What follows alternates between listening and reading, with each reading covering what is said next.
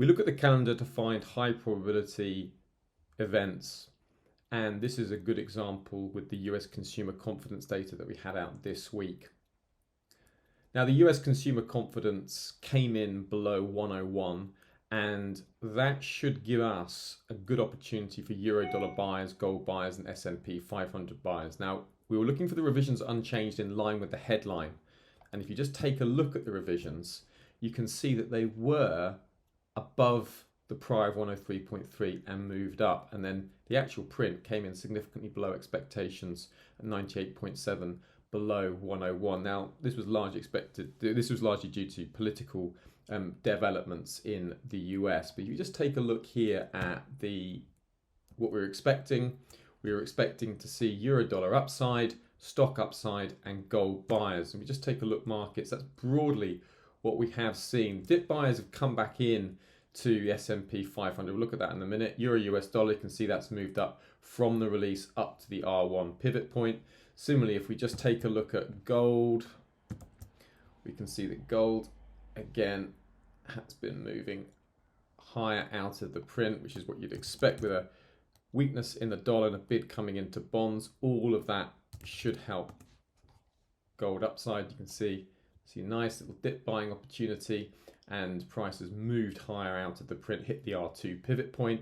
The S&P 500 has taken quite a circuitous route, initially falling, because if US consumer confidence is falling, then there's a worry that there's a hard landing coming, but that dip has ultimately been bought, which isn't a surprise. So we're back round sort of pre-release price. Technically, price looks set to continue to move higher. So that's why we look at calendar events, just looking for those high probability trading opportunities so that we can pounce when we see them. The week ahead, what's the main things to be looking out for? There's three things that are standing out. So first of all, going along to Tuesday, we've got the European flash PMIs. Now, we know the ECB at their last interest rate meeting just held back from signaling a clear October rate hike. And we saw the euro just strengthened a little bit on that ECB rate meeting. Since then, though, we've had weak PMIs out of the Eurozone, weak German business IFO data, and that's pushed back expectations that the ECB will need to, in fact, cut interest rates in October. And if I just quickly go and have a look at short-term expectations in the short-term interest rate markets, it's now 72% chance of an interest rate cut seen for the October 17th meeting.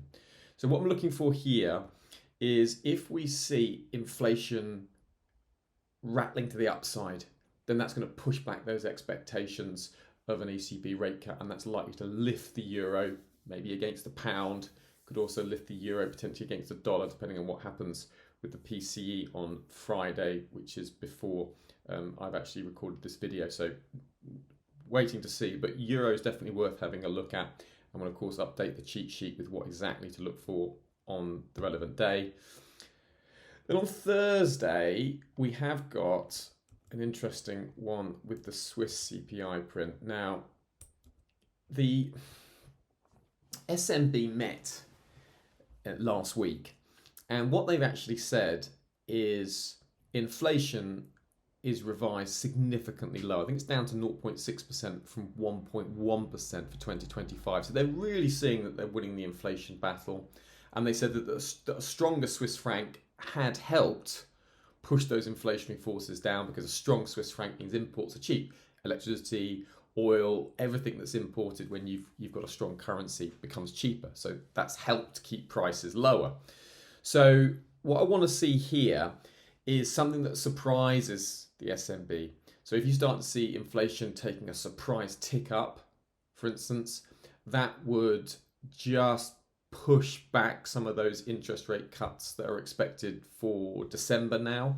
And if we take a look at short-term interest rate markets in terms of expectations, like they're seen as an 88% chance of a 25 basis point cut and a 12% chance of a 50 basis point cut. So hot inflation would likely give the Swiss franc a little bit of a lift, and you could see some Euro Swiss franc downside. That would be quite an interesting pair, depending on obviously what happens with the Euro flash PMIs on the Tuesday. but that's worth looking at. If it just remains very benign and inflation surprises to the downside, then we could see a bit more Swiss franc weakness come in as investors begin to think, okay, yeah, the SNB might cut by 50 basis points. There's other things to be said, but that would be, the main gist of it, and any other details we'll cover nearer the time.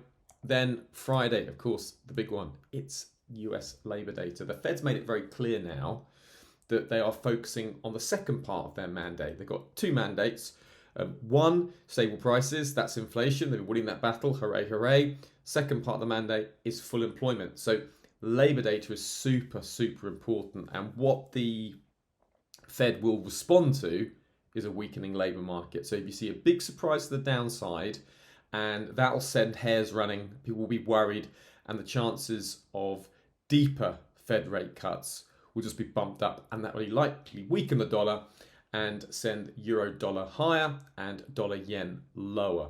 So that's definitely one to be looking at for Friday. Remember the last Fed's interest rate decision, they revised inflation expectations lower, they revised unemployment higher, growth a little bit lower for this year, and they cut by 50 basis points, and they started to stress the labour aspect of their mandate, all but declaring victory on inflation. So in terms of the path of the US Fed interest rate path, labour data is super important, and that does provide great short-term opportunities. Euro dollar, dollar yen, gold, silver, all can really benefit from an out of consensus print. So that's definitely one not to watch.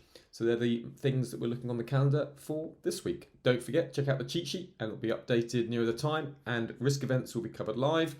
The non-farm payroll, of course, we'll be covering that event live.